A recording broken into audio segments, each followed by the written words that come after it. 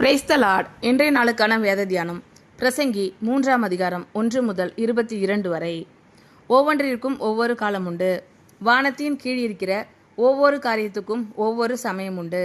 பிறக்க ஒரு காலம் உண்டு, இறக்க ஒரு காலம் உண்டு, நட ஒரு காலம் உண்டு, நட்டதை பிடுங்க ஒரு காலம் உண்டு, கொல்ல ஒரு காலம் உண்டு, குணமாக்க ஒரு காலம் உண்டு, இடிக்க ஒரு காலம் உண்டு, கட்ட ஒரு காலம் உண்டு, அழ ஒரு காலம் உண்டு, நகைக்க ஒரு காலம் உண்டு, புலம்ப ஒரு காலம் உண்டு, நடனம் பண்ண ஒரு காலம் உண்டு, கற்களை எரிந்துவிட ஒரு காலம் உண்டு, கற்களை சேர்க்க ஒரு காலம் உண்டு, தழுவ ஒரு காலம் உண்டு, தழுவாமல் இருக்க ஒரு காலம் உண்டு, தேட ஒரு காலம் உண்டு, இழக்க ஒரு காலம் உண்டு, காப்பாற்ற ஒரு காலம் உண்டு, எரிந்துவிட ஒரு காலம் உண்டு, கிழிக்க ஒரு காலம் உண்டு, தைக்க ஒரு காலம் உண்டு, மௌனமாய் இருக்க ஒரு காலம் உண்டு, பேச ஒரு காலம் உண்டு, சிநேகிக்க ஒரு காலம் உண்டு, பகைக்க ஒரு காலம் உண்டு, யுத்தம் பண்ண ஒரு காலம் உண்டு, சமாதானம் பண்ண ஒரு காலம் உண்டு.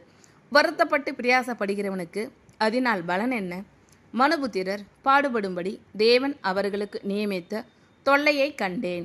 அவர் சகலத்தையும் அதினதின் காலத்திலே நேர்த்தியாக செய்திருக்கிறார். உலகத்தையும் அவர்கள் உள்ளத்திலே வைத்திருக்கிறார். ஆதலால் தேவன் ஆதி முதல் அந்த மட்டும் செய்து வரும் கிரியையை மனுஷன் கண்டுபிடியான். மகிழ்ச்சியாய் இருப்பதும் உயிரோடு இருக்கையில் நன்மை செய்வதுமே அல்லாமல் வேறொரு நன்மையும் மனுஷனுக்கு இல்லை என்று அறிந்தேன். அன்றியும் மனுஷர் யாவரும் புசித்து குடித்து தங்கள் சகல பிரயாசத்தின் பலனையும் அனுபவிப்பது தேவனுடைய அனுக்கிரகம். தேவன் செய்வது எதுவோ அது என்றைக்கும் நிலைக்கும் என்று அறிவேன். அதனோடே ஒன்றும் கூட்டவும் கூடாது, அதிலிருந்து ஒன்றும் குறைக்கவும் கூடாது. மனுஷர் தமது சமூகத்தில் பயந்திருக்கும்படி தேவன் இப்படி செய்து வருகிறார். முன் நடந்ததே இப்பொழுதும் நடக்கிறது, இனி நடக்கப் போகிறதும் முன்னமே நடந்தது. நடந்ததையோ தேவன் விசாரிப்பார். பின்னும் சூரியனுக்கு கீழே நான் நியாயஸ்தலத்தை கண்டேன், அங்கே அநியாயம் இருந்தது. நீதி ஸ்தலத்தையும் கண்டேன், அங்கே அநீதி இருந்தது. சகல எண்ணங்களையும் சகல செய்கைகளையும் நியாயம் தீர்க்கும் காலம் இனி இருக்கிறபடியால் சன்மார்க்கனையும் துன்மார்க்கனையும் தேவன் நியாயம் தீர்ப்பார் என்று என் உள்ளத்தில் எண்ணினேன்.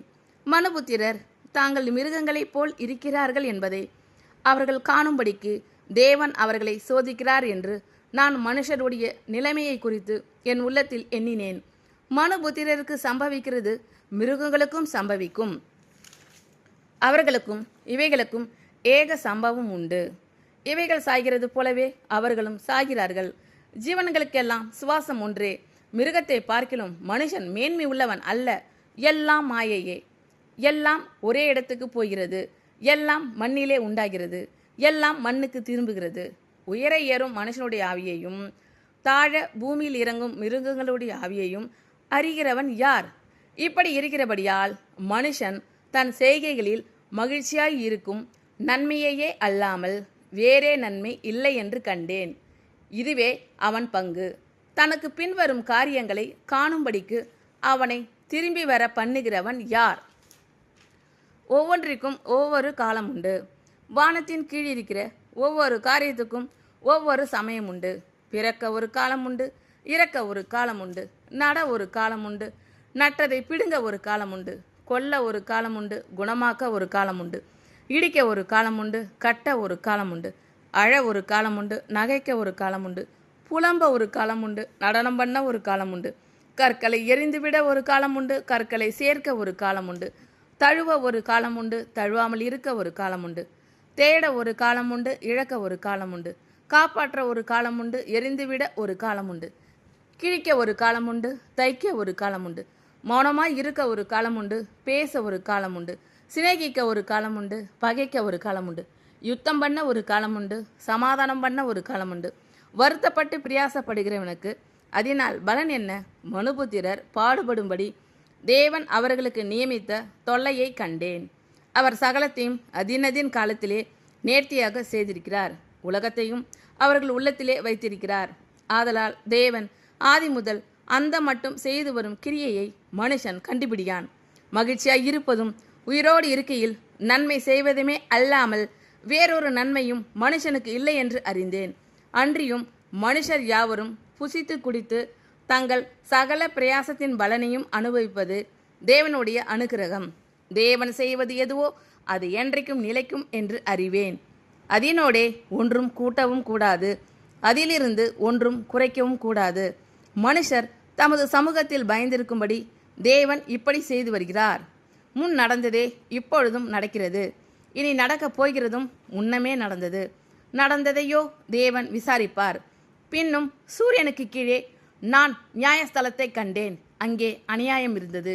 நீதி ஸ்தலத்தையும் கண்டேன், அங்கே அநீதி இருந்தது. சகல எண்ணங்களையும் சகல செய்கைகளையும் நியாயந்தீர்க்கும் காலம் இனி இருக்கிறபடியால் சன்மார்க்கனையும் துன்மார்க்கனையும் தேவன் நியாயந்தீர்ப்பார் என்று என் உள்ளத்தில் எண்ணினேன்.